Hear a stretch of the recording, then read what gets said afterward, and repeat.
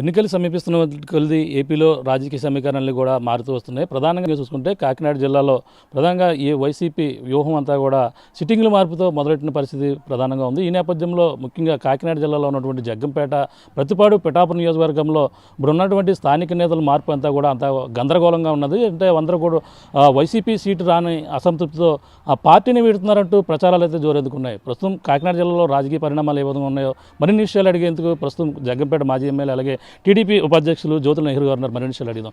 Sir నమస్తే sir. Sir చెప్పండి, ఏపీలో రాజకీయ సమీకరణలు మారుతున్నాయి, అలాగే వైనాట్ 170.2 వైసీపీ ముందుకు వెళ్తున్న పరిస్థితి, సిట్టింగ్లు మార్పు అనేది కూడా గందరగోళంగా ఉంది. అంతేకాకుండా టీడీపీకి టచ్లో ఉన్నారంటూ ప్రచారాలు జోరెందుకుని దీన్ని ఎలా చూడాలండి? రాజకీయాల్లో పుకార్లు షికార్లు చేస్తాయి. ఇందులో ఎక్కువ పుకార్లే ఉంటాయి. అలాగని కూడా కొట్టుకు పారేయడానికి లేదు. ఎన్నికల సంవత్సరం కాబట్టి అందులో వాళ్ళు ఇందులోకి వెళ్తారు, ఇందులో వాళ్ళు అందులోకి వెళ్తారు. ఎందుకంటే రాజకీయ నాయకుడు నిస్వార్థంగా ప్రజాసేవ చేసేయడానికి ఎవడో రాడు, వాస్తవం చెప్పాలి. ఏదో అధికారం అదొక ఇది కింద ఉంటుంది అని చెప్పేసి కొంతమంది వస్తారు, కొంతమంది వ్యాపారం కోసం వస్తారు, కొంతమంది ప్రజాసేవ కోసం వస్తారు. ఇక్కడ అనుకున్నది సాధించలేనప్పుడు వేరే రకంగా ఏ రకంగా మనం సాధించగలుగుదాం అన్నది ప్రయత్నం చేస్తారు. ఆ ప్రయత్నంలో భాగమే ఇవాళ జరుగుతున్నటువంటి ఈ ప్రక్రియలన్నీ. ఇంకా మార్పులు చేర్పులు అన్నవి ఉండొచ్చు, కానీ ఇటీవల నిన్న మొన్న మీ మీడియా ఛానల్స్లో కానీ పత్రికల్లో కానీ వచ్చినటువంటి వార్తలు చూస్తే మా నియోజకవర్గానికి సంబంధించి ఏది వాస్తవం అనిపించలేదు నాకు. అంటే మీరు కూడా రెండు రోజుల క్రితం మీడియా సమావేశంలో కూడా మాట్లాడారు. భారీగా చేరుకలు ఉంటాయి జనవరిలో, దీనికోసం చంద్రబాబు సమక్షంలో భారీగా 6 బస్సుల్లో వెళ్తున్నామని చెప్పేసి ఒక కామెంట్ కూడా చేసింది. ఇప్పుడు ఉన్నటువంటి వైసీపీ ఎమ్మెల్యే ఎవరైతే ఉన్నారో చంటిబాబుకి టికెట్ లేని పక్షంలో ఆయన కూడా టీడీపీకి వస్తున్నారని చెప్తున్న పరిస్థితి ఎలా చూడాలండి? నేను చంటిబాబు టికెట్ లేదు ఉంది, అతను టీడీపీలోకి వస్తున్నాడని మాత్రం నేను ఎక్కడా చెప్పలేదు. అది వక్రీకరించి ఏమన్నా చెప్పుండొచ్చేమో తప్పించి అది మీడియాలో కూడా చెప్పడానికి ఉండదు, ఒక పత్రికల్లో ఏమన్నా రాయడానికి ఉండొచ్చు. నేను నిన్న మీడియా ముందు మాట్లాడినటువంటి మాటలు ఏంటంటే, second cadre, third cadre, fourth cadre, గతం నుంచి కూడా నేను 45 సంవత్సరాల రాజకీయ జీవితంలో ఉన్నాను ఇదే నియోజకవర్గంలో. ఎక్కడ ఇంకో నియోజకవర్గం మారలే. అలాగని జిల్లా అంతా పరిచయాలు ఉన్నాయి, జిల్లా అంతా సర్వీస్ చేశాను. నియోజకవర్గం మాత్రం ఇదే ఉంది. ప్రస్తుతం ఉన్నటువంటి ఒక బీజేపీ, కాంగ్రెస్ తప్ప ఉన్న రాజకీయ పార్టీలు అన్నింటిలో కూడా పనిచేశాను. అందరి నాయకులతోటి సన్నిహితం ఉంది నాకు.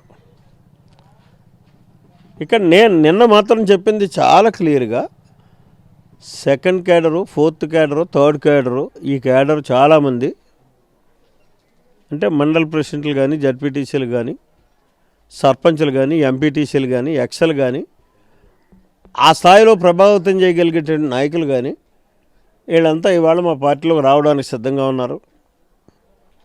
వాళ్ళు బహుశా చంద్రబాబు నాయుడు గారి టైం ఇస్తే 6వ తారీఖు, జనవరి 6వ తారీఖునే వీళ్ళంతా జాయినింగ్ మంగళగిరి పార్టీ ఆఫీసులో జరగవచ్చు అని చెప్పాను తప్పించి 6 బస్సులు వేసుకెళ్తున్నాం, లేకపోతే చంద్రబాబు గారికి వెల్కమ్ చెప్తున్నాం అని నేను ఎక్కడ చెప్పలేదు, చెప్పను కూడా. నాకు పనేంటి? సమర్థవంతమైనటువంటి నాయకత్వం నా దగ్గర ఉంది. అటువంటిప్పుడు ఇంకొక నాయకుడిని ఎక్కడి నుంచో తెచ్చుకోవాల్సినటువంటి పని నాకేం లేదు. అది మంచి పని కూడా కాదు. అంటే స్వానుభవమే చెప్తున్నాను. ఇది గతంలో నేను వైసీపీ నుంచి తెలుగుదేశంలోకి వచ్చినప్పుడు చంద్రబాబు నాయుడు గారు అన్నారు, మీ ముగ్గురు కలిసిపోయారు కాబట్టి ఇంకా నీకు అడ్డు ఉన్నదో అన్నాడు. కరెక్ట్ కాదు సార్. ఒక వేదిక మీద మేము ముగ్గురం కలిసి ఉన్న వేదిక మీద అన్నాడు, ముగ్గురికి ఒకే సీటు కావాలి, రేపు మీరు సీట్ ఎలాగా నాకు ఇవ్వడానికి సిద్ధమే తీసుకొచ్చారు, వాళ్ళిద్దరూ బయటికి వెళ్ళిపోతారు చూడండి, దానివల్ల నష్టం కూడా జరుగుతుంది. ఆ రోజు జరిగిన నష్టాన్ని ఈరోజు జరగకుండా ఉండడం కోసం ముందుగానే నేను జాగ్రత్త పడాలనే ఆలోచనతో ఉన్నాను. ఈ చంటిబాబుకి కూడా మంచిది కాదు ఇందులో కూర్చాడు, ఇక్కడ కూర్చొని ఏదో ఆశించడం అన్నది సామి చెప్పినట్టు ఉంటుంది. ఒకవేళ ఆయన వస్తే మీరు ఆహ్వానిస్తారా? మరి జనరల్గా మరి ఇప్పుడు టీడీపీ అంతా కూడా బలంగా ఉందని ఇప్పటికే ముందుకెళ్తున్న పరిస్థితి మీరంతా. ఇప్పుడు సిట్టింగ్ మార్పు అనేది అతని మీద ఆరోపణల మీద ఆయనతో జగ్గంపేట నియోజకవర్గంలో బలం ఏర్పడాల్సినటువంటి పరిస్థితి తెలుగుదేశం పార్టీకి ఏమీ లేదు. తెలుగుదేశం పార్టీని ఎంత బలోపేతం చేయాలో గడిచిన 4 సంవత్సరాల 8 మాసాల కాలంలో అంత బలోపేతం నేను చేయగలిగాను. ప్రజల్ని ఆకర్షించగలిగాను. ప్రజలతో ఏమైనా సరే నెహ్రూని ఈసారి నెగ్గించుకోవాలి మనం అనేటటువంటి నిర్ణయంలో ప్రజలు ఉన్నారనేటటువంటి దృఢనమ్మకంతోనే ఉన్నాను. దానికి కారణం నన్ను నమ్మున్నటువంటి క్యాడర్ చేసినటువంటి ప్రయత్నాలు, సర్వీసు కారణం. కాబట్టి ఇంకెక్కడి నుంచో ఇంకొక నాయకుడిని తెచ్చేసుకుంటే గుబేలుమని ఇక్కడికి వచ్చి జనం గబేలుమనిపారు. కాబట్టి అది అవసరం లేదు. ప్రధానంగా మరి ఇప్పుడు ఎవరైతే జగ్గంపేట నుంచి వైసీపీ నుంచి తోట నరసింహ సీట్ ఇస్తున్నారని ఒక ప్రచారం ఏదైతే ఉందో, అదైతే గతంలో మిమ్మల్ని ఓడించినటువంటి దాఖలాలు ఉన్నాయంటూ ఆయన కూడా చెప్పిన పరిస్థితి. ఇక్కడ ఏదైనా టికెట్ ఇస్తే నేను కష్టపడి పనిచేస్తాను, మళ్ళీ వైసీపీ గెలుపు కృషి చేస్తానని తోట నరసింహ ఇటీవల ఆత్మీయ సమావేశాలు కూడా మాట్లాడిన పరిస్థితి. ఎలా చూడాలి? ఇప్పుడు నన్ను అతను వాడించిన సందర్భాలు ఉన్నాయి, నేను అతన్ని వాడించిన సందర్భాలు ఉన్నాయి, వాడు గెలుపులు ఉన్నాయి, సర్వసాధారణం. కానీ ఇక్కడ గుర్తించాల్సింది ఏంటంటే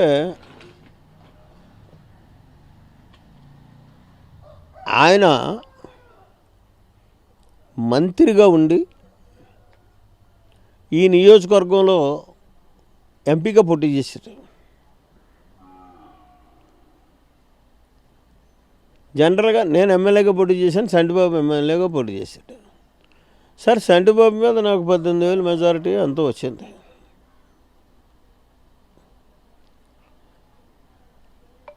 మరి నరసింహ గారికి ఏమన్నా 10,000 మెజారిటీగానే వచ్చేసిందా? ఇక్కడ మైనస్సే కదా వచ్చింది ఈ నియోజకవర్గంలో. జనరల్గా ఏమవుద్ది, ఓన్ నియోజకవర్గంలో ఎవరో బయటోడు వచ్చి పోటీ చేసినప్పుడు మంచి చేస్తుంటే, మంచి అభిప్రాయం జనానికి ఉంటే ఆ నాయకుడి మీద క్రాస్ ఓట్ పడుద్ది. ఖచ్చితంగా అతను ఎంపీగా అతను కోట్లు వేస్తారు, ఎమ్మెల్యేగా 9 కోట్లు వేస్తారు. ఓకే, మనకు ప్రధానంగా వార్లుగా చూసుకుంటే ఇప్పుడు వైసీపీ ఏదైతే ఉందో మార్పులు చేర్పులు అనేది టీడీపీకి బలం చేకూరే అవకాశం ఉంటే వార్లుగా ఈ మార్పులను ఏ విధంగా చూడాలంటారు? అంటే సిట్టింగ్లు మార్చడం అనేది కూడా ఇక్కడ చంద్రబాబు నాయుడు గారు అరెస్ట్ ముందే తెలుగుదేశం పార్టీ సంపూర్ణమైనటువంటి విజయావకాశాలతో ఉన్నటువంటి పరిస్థితులు రాష్ట్రంలో. ఎందుకంటే ఇక్కడ ప్రభుత్వాన్ని మార్చాలని ప్రజలు ఆలోచించట్లే, జగన్మోహన్ రెడ్డిని ఏమైనా సరే అధికారంలో రాకుండా అడ్డుకోవాలని ప్రజలు ఆలోచించే పరిస్థితుల్లో ఉన్నారు. దానికి అగ్గికి ఆజ్యం పోసినట్టు చంద్రబాబు నాయుడు గారిని జగన్మోహన్ రెడ్డి ముట్టుకున్నాడు, జైల్లో పెట్టాడు. మరింత కసి పెరిగింది ప్రజల్లో. ఆయన ఏంటో చంద్రబాబు నాయుడు ఏంటో అన్న దాన్ని కూడా మేము ₹1 ప్రచారం చేయకుండా మొత్తం ప్రపంచ దేశాల దాకా కూడా ప్రచారం జరిగిపోయినటువంటి పరిస్థితి. అతని కోసం ఉద్యమించడం, అతను గతంలో చేసినటువంటి గొప్పతనాలన్నింటినీ చెప్పడం, ప్రజలకు ఏ రకమైనటువంటి జీవనాధారాన్ని అతను తీసుకున్నటువంటి నిర్ణయాల వల్ల కలిగాయో చెప్పడం, ఇవన్నీ చూసుకుంటే మీకు చంద్రబాబు నాయుడు ఐక్యం ఇంకా పెరిగింది. దానికి తోడు ఇంకొకటి ఏంటంటే ఒక విప్లవాత్మకమైనటువంటి మార్పులు రాజకీయాల్లో తేవాలి, ఆ మార్పులు నాతోటే సాధ్యం అని చెప్పి దృఢమైనటువంటి విశ్వాసంతో ఏ రాజకీయ నాయకుడు ఖర్చు పెట్టినటువంటి పరిస్థితులు తన సొంత సొమ్ములు తాను ఖర్చు పెట్టుకుంటూ ఒక పార్టీని 10 సంవత్సరాలు 9 సంవత్సరాలు నడిపించుకుంటూ ఇవాళ వచ్చి మీకు మా మద్దతు ఉంది అని చెప్పేసి స్వచ్ఛందంగా మాతో ఎలియన్స్కి వచ్చినటువంటి పవన్ కళ్యాణ్ కలిసిన తర్వాత ఇంకా మరింత ఎక్కువ అవకాశం కలిగింది. ఇవాళ చంద్రబాబు నాయుడు పవన్ కళ్యాణ్ కలయికతోటి ఈ రాష్ట్రంలో సమూలమైనటువంటి మార్పులు వస్తాయి. మంచి సుస్థిరమైనటువంటి ప్రభుత్వం ఏర్పడుతుంది. జగన్మోహన్ రెడ్డి ఎన్ని ఎత్తులేసినా ఎన్ని చిత్తులేసినా ఇక్కడ సాగేటటువంటి పరిస్థితులు ఏమీ లేవు. తాజా పరిణామాలు చూస్తుంటే ఈ గతంలో వైసీపీ జగన్కి చేసినటువంటి పీకే టీం ఏదైతే ఉందో ప్రశాంత్ కిషోర్ ఇప్పుడు ఎన్నికల వ్యూహకర్తగా టీడీపీకి చేయడం అనేది జరుగుతుంది. ఇప్పుడు అంతా కూడా కలడం కూడా జరిగింది. ఈ పరిణామం ఏ విధంగా ఉంటుంది? గతంలో చంద్రబాబు నాయుడు ఈ బ్యాచ్ ఈయన ఎవరైతే ఉన్నారో ప్రశాంత్ కిషోర్ తిట్టిన సందర్భాలు ఉన్నాయంటూ ఇప్పటికే కామెంట్ చేస్తారు వైసీపీ నాయకులు. నేను సీనియర్ లీడర్గా ప్రశాంత్ కిషోర్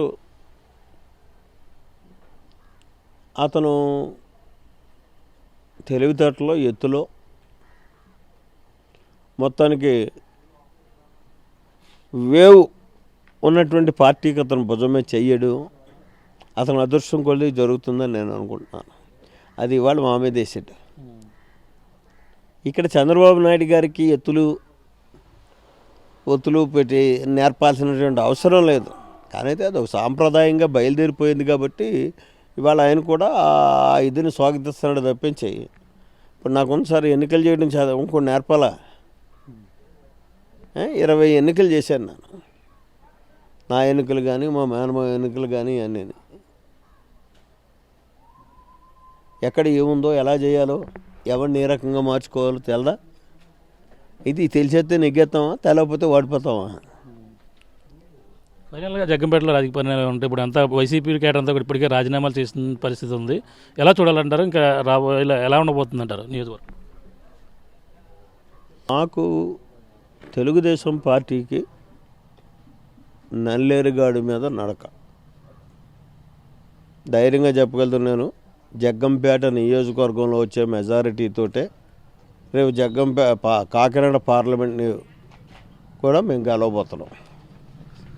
చూస్తున్నా ఇది పరిస్థితి. ప్రధానంగా జగ్గంపేటలో రాజకీయ పరిణామాలన్నీ కూడా చూస్తే అన్నీ కూడా మాకు అనుకూలంగా ఉన్నాయి అంటున్నారు. ఏదేమైనా ఇప్పుడు ఉన్నటువంటి స్థానిక ఎమ్మెల్యే ఎవరైతే ఉన్నారో అతనికి టికెట్ ఇవ్వని పక్షంలో టీడీపీకి రాకపోయినా మాకు అంత అవసరం లేదంటున్నారు. ప్రధానంగా చూసుకుంటే ఇప్పుడు వచ్చే ఎన్నికల్లో ఈ జగ్గంపేటలో మళ్ళీ తెలుగుదేశం పార్టీ జెండా ఎగరబోతుందని, ఎన్నికలు సమీపిస్తున్న నేపథ్యంలో ఎన్ని మారినా సరే ఇక్కడ మాత్రం పక్కా అని చెప్పేసి జ్యోతి నెహ్రూ గారు చెప్తున్న పరిస్థితి ప్రధానంగా ఉంది. ఇది ఇక్కడ ఉన్న తాజా పరిస్థితి. కెమెరామన్ రాముతో ప్రకాష్, RTV, జగ్గంపేట నుంచి.